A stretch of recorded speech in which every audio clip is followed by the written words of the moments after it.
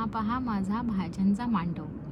यात मी लावली आहे काकडी, शिराळी, घोसाळी, काळा भोपळा आणि मध्ये मध्ये थोडी भेंडी लावली. असा मस्त एक मांडव उभारला आहे. बघूया हा मांडव आता पावसामध्ये इतक्या भाज्यांचं वजन सहन करतो की नाही.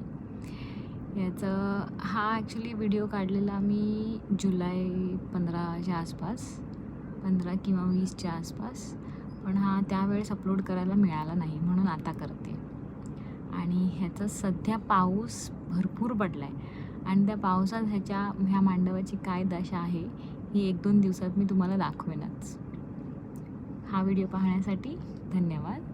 आणि माझ्या फार्ममध्ये काय चाललं आहे हे पाहत राहायला माझे व्हिडिओज नक्की बघा, सबस्क्राईब करा आणि फॉलो करा.